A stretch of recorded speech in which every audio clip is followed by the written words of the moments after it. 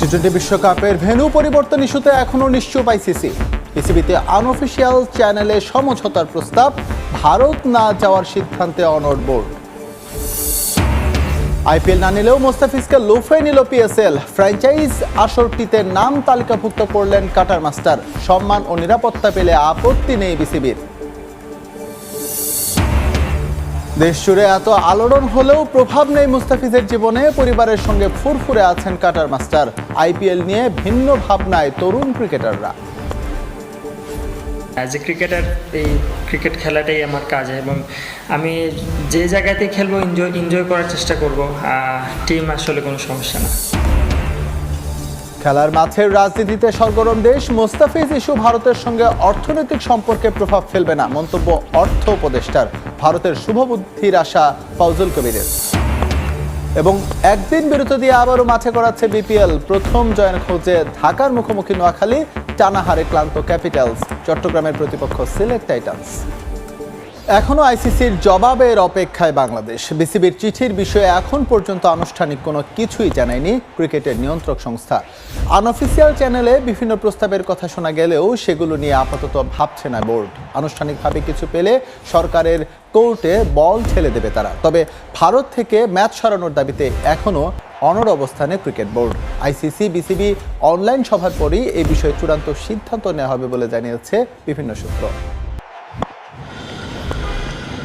মুস্তাফিজ ইস্যুতে উত্তাল বাংলাদেশের ক্রিকেট। ভারতের সঙ্গে রাজনৈতিক টানাপোড়েনের প্রভাব এখন 22 গজের মঞ্চে। নিরাপত্তা শঙ্কায় ভারতে বিশ্বকাপে দল পাঠাবে না বিসিবি। আইসিসির কাছে সাফ জানিয়ে দিয়েছে দেশের ক্রিকেটের নিয়ন্ত্রক সংস্থা। সাবেক বর্তমান সবার মুখেই এক সুর, যেখানে মুস্তাফিজের সম্মান নেই সেখানে বিশ্বকাপ খেলতে যাওয়ার দরকার নেই টাইগারদের। ভারতের বেশ কিছু গণমাধ্যমের খবর, বাংলাদেশকে সিদ্ধান্ত পরিবর্তন করতে অনলাইন সভায় রাষ্ট্রীয় নিরাপত্তা দেওয়ার প্রস্তাবও দিতে পারে আইসিসি। তবে গুঞ্জন শোনা যাচ্ছে এমন প্রস্তাবেও নিজেদের সিদ্ধান্তে অনড় থাকবে বোর্ড। 7 ফেব্রুয়ারি অনুষ্ঠেয় বিশ্বকাপের জন্য হাতে সময় খুব বেশি নেই। বাংলাদেশের অনড় অবস্থানে কোন পথে হাঁটতে পারে আইসিসি? বেশ কয়েকটি পথ খোলা থাকলেও প্রতিটি ধাপেই আছে জটিলতা। বিসিবির দাবি মেনে নিলে লজিস্টিক ব্যবস্থাপনা নিয়ে বড় বিপদে পড়তে হবে আইসিসিকে। বিশ্বকাপে বাংলাদেশের সঙ্গে সি গ্রুপে আরও আছে ওয়েস্ট ইন্ডিজ, ইংল্যান্ড, ইতালি ও নেপাল। বাংলাদেশের ম্যাচ শ্রীলঙ্কায় সরিয়ে নিলে ওই দলগুলোকেও সেখানে যেতে হবে। টাইগারদের ম্যাচ যদি শ্রীলঙ্কায় নেওয়াও হয়, সেক্ষেত্রে অন্য দলগুলোর ভারতের মাটিতে থাকা ম্যাচের সূচিগুলো আরও জটিল হয়ে পড়বে। বিসিবির প্রস্তাবে সাড়া না দিয়ে তা প্রত্যাখ্যানও করতে পারে আইসিসি। সেক্ষেত্রে ওয়াক ওভারের পথে হাঁটতে পারে তারা। বাংলাদেশের ম্যাচগুলোতে প্রতিপক্ষ দলকে জয় উপহার দেওয়ার সিদ্ধান্ত নেওয়া হতে পারে তখন। সেক্ষেত্রে বিশ্বকাপে দলের সংখ্যা হবে 19টি। 1996 বিশ্বকাপের ম্যাচ খেলতে শ্রীলঙ্কায় যায়নি অস্ট্রেলিয়া ও ওয়েস্ট ইন্ডিজ। 2003 বিশ্বকাপের ম্যাচ খেলতে জিম্বাবুয়েতে যায়নি ইংল্যান্ড। কেনিয়ায় যায়নি নিউজিল্যান্ড। ওইসব ম্যাচে প্রতিপক্ষকে জয়ের পয়েন্ট দিয়েছিল আইসিসি। অথবা সূচি অনুযায়ী হয় বাংলাদেশ খেলবে, নয়তো বাদ। তখন টাইগারদের বাদ দিয়ে বিকল্প দল ঠিক করতে পারে আইসিসি। তবে হাতে সময় কম থাকায় বিকল্প দলের যোগ্যতা, ভ্রমণের প্রস্তুতি সহ অনেক বিষয় ভাবতে হবে তাদের। 2009 টি-20 বিশ্বকাপে যেমন জিম্বাবুয়ে সরে যাওয়ায় স্কটল্যান্ডকে নেওয়া হয়েছিল, তবে সেবার হাতে অনেক সময় ছিল। ক্রিকেট দুনিয়ায় যেহেতু ভারতই সর্বেসর্বা, তাই বিসিসিআইকে দিয়ে বাংলাদেশকে শেষ পর্যন্ত বিশ্বকাপে অংশ নিতে রাজি করানোর উদ্যোগ গ্রহণ করতে পারে আইসিসি। তবে সরকারের নিষেধাজ্ঞার কারণ দেখিয়ে ভারতে যাওয়া সম্ভব নয় বলে এ সময় পার পেতে পারে বাংলাদেশ। নিরাপত্তা বাড়িয়ে নতুন প্রস্তাব দেয়া হলেও তা না রাখারই আভাস দিয়েছে বোর্ড। তাই ভেন্যু পরিবর্তন করে হলেও বাংলাদেশকে বিশ্বকাপে রাখতে চাইবে আইসিসি, এমন আভাসই পাওয়া যাচ্ছে চারদিকে। আইপিএল এর এক দরজা বন্ধ হলেও ফ্র্যাঞ্চাইজ ক্রিকেট দুনিয়ায় একের পর এক দরজা খুলছে মুস্তাফিজুর রহমানের জন্য। পাকিস্তান সুপার লিগ পিএসএল এ আগামী মৌসুমের জন্য নাম তালিকাভুক্ত করেছেন কাটার মাস্টার।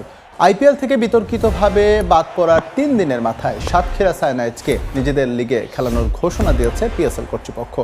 নিজেদের সামাজিক যোগাযোগ মাধ্যমের অ্যাকাউন্টগুলোতে ফিজের ছবি দিয়ে এই ঘোষণা দেন তারা। পিএসএল এর নতুন যুগে মোস্তাফিজকে স্বাগত জানিয়েছে পাকিস্তান। তবে ফিজ কোন দলে খেলবেন সেটা এখনও ঠিক হয়নি। ধারণা করা হচ্ছে নতুন যে ফ্র্যাঞ্চাইজটি এবার যুক্ত হবে তাদের সঙ্গে সরাসরি চুক্তি হতে পারে মোস্তাফিজের। এছাড়া কোয়েটা গ্ল্যাডিয়েটার্স এবং ইসলামাবাদ ইউনাইটেড থেকেও মোস্তাফিজকে নেওয়ার চেষ্টা করা হবে বলে জানিয়েছে পাকিস্তানের গণমাধ্যম। এর আগে 2018 সালে লাহোর কালান্দার্সের হয়ে পিএসএল খেলেছিলেন মোস্তাফিজ।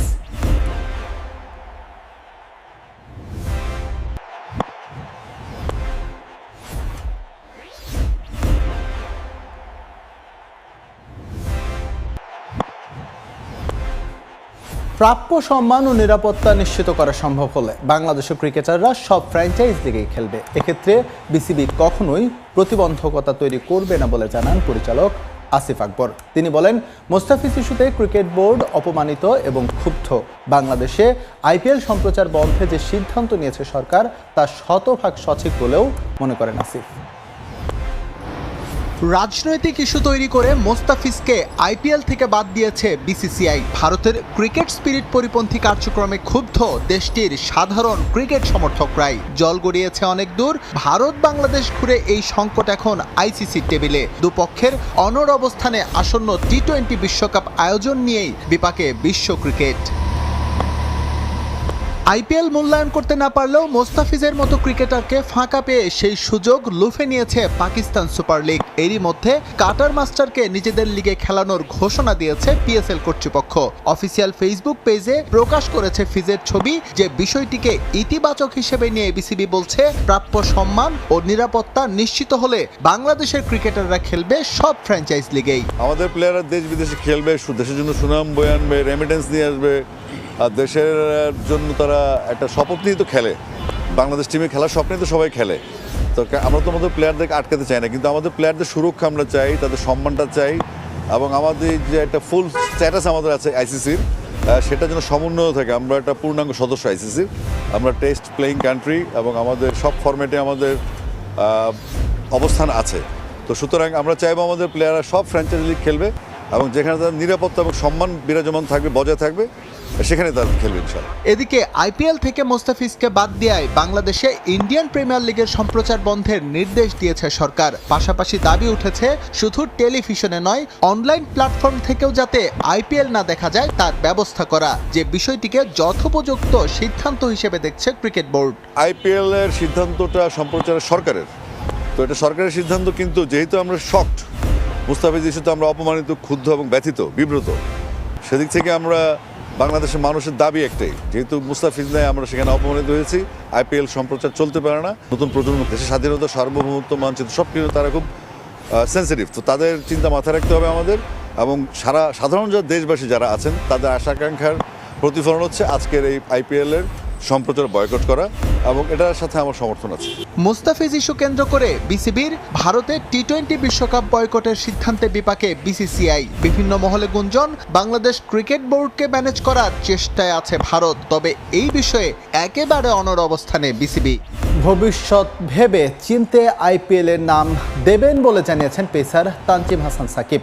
আইপিএল থেকে বাদ দিলেও ফিজের মধ্যে কোনো পরিবর্তন দেখছেন না তার সতীর্থরা।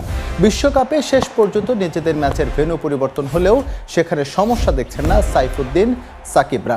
একই ধরনের কন্ডিশন হওয়ায় ভেন্যু পরিবর্তন হলেও মানিয়ে নিতে সমস্যা হবে না বলে মত তাদের। আইপিএল গভর্নিং কাউন্সিলকে না জানিয়েই মোস্তাফিজকে বাদ দেওয়ার সিদ্ধান্ত নেওয়া হয়। কলকাতা নাইট রাইডার্স থেকে বাদ দেওয়ার সিদ্ধান্ত নেওয়া হয়েছে বিসিসিআইয়ের শীর্ষ পর্যায় থেকে, জানানো হয়নি বোর্ডের বাকি সদস্যদের। এমন বিস্ফোরক খবর এসেছে ভারতীয় গণমাধ্যম ইন্ডিয়ান এক্সপ্রেসে। গণমাধ্যমে খবর আসার পর এই বিষয়ে জানতে পারেন বোর্ড সদস্যরা। এদিকে রাজনৈতিক কারণে দল থেকে বাদ দেওয়ায় চুক্তির কোনো অর্থই কলকাতার কাছ থেকে আর পাবেন না মোস্তাফিজ। আইপিএলে 9 কোটি 20 লাখ রুপিতে কলকাতার ঘরে নাম লেখানোর পর থেকেই সমর্থকরা অপেক্ষায় মোস্তাফিজের কাটারের ঝলক দেখার। তবে হঠাৎ করেই গত শনিবার সে আশায় পানি ঢেলে দেন board of control for cricket in ইন্ডিয়ার সদস্য সচিব দেবজিৎ সাইকিয়া। জানান, নিরাপত্তার শঙ্কায় মোস্তাফিজকে ছেড়ে দিয়েছে কলকাতা।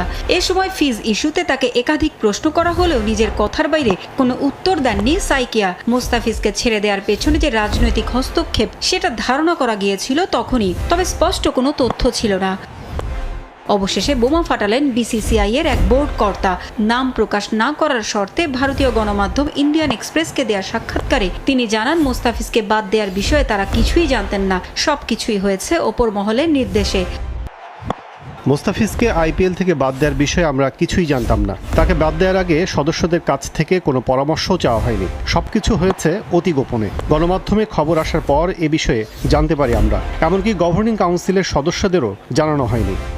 এ থেকে স্পষ্ট যে মোস্তাফিজ ইস্যু শুধু খেলার মাঠের মধ্যেই সীমাবদ্ধ ছিল না, প্রভাব ছিল দুদেশের রাজনৈতিক টানাপোড়েনের। কাটার মাস্টারকে বাদ দেওয়ায় বিশ্বকাপে খেলতে ভারতে না যাওয়ার সিদ্ধান্ত নিয়েছে বিসিবি। তৈরি হয়েছে নতুন জটিলতা, কারণ দ্রুততম সময়ের মধ্যে বিকল্প ভেন্যুতে টাইগারদের বিশ্বকাপের ম্যাচ আয়োজন করতে চাইলে লজিস্টিক দিকগুলো নিয়ে বড় ধরনের ঝামেলায় পড়তে হবে আইসিসিকে। এদিকে মুস্তাফিজকে ছেড়ে দেয় তার 9 কোটি 20 লাখ রুপির ভবিষ্যৎ কি হবে? আইপিএল এর নিয়ম অনুযায়ী কোনো ক্রিকেটার ক্যাম্পে যোগ দেওয়ার পর তার পারফরমেন্সের অবনমন বা ইনজুরিতে পড়লে যদি তাকে ফ্র্যাঞ্চাইজি ছেড়ে দেয়, তবে বিমার আওতায় চুক্তির অর্থ বুঝে পাবেন সেই ক্রিকেটার। কিন্তু মুস্তাফিজের ক্ষেত্রে সে নিয়ম প্রযোজ্য হবে না, কারণ সাতক্ষীরা সায়ানাইডের বাদ পড়ার পেছনে পুরোটাই ছিল রাজনৈতিক। তাই নিয়ম অনুযায়ী কোনো এবার বিপিএল প্রসঙ্গ। টুর্নামেন্টে প্রথম জয়ের খোঁজে এবার ঢাকা ক্যাপিটালসের মুখোমুখি হবে নোয়াখালী এক্সপ্রেস। টানা 4 ম্যাচ হারলেও এখনও প্লে অফের আশা ছাড়েনি দলটির পাকিস্তানি ক্রিকেটার মাজ সাদাকাত। অন্যদিকে টানা 3 হারে বিপর্যস্ত ঢাকা ক্যাপিটালস। প্লে অফের রেসে টিকে থাকতে তাদের সামনেও জয়ের বিকল্প নেই। সিলেট আন্তর্জাতিক ক্রিকেট স্টেডিয়ামে ম্যাচ শুরু আগামীকাল দুপুর 1টায়। সাজিদ মুস্তাহিদের রিপোর্ট।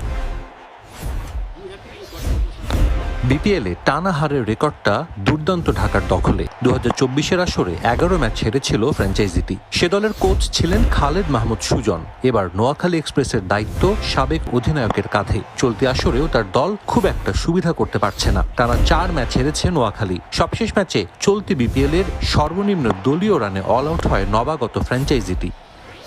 দলটার মাঠের পারফরমেন্স অনেক প্রশ্নের জন্ম দিচ্ছে। সবশেষ ম্যাচে একাদশ থেকে বাদ পড়েন জাকের আলী অনিক। ঢাকার বিপক্ষে ম্যাচের আগে দীর্ঘ সময় ইনডোরে আলাদাভাবে অনুশীলন করেন এই ব্যাটার।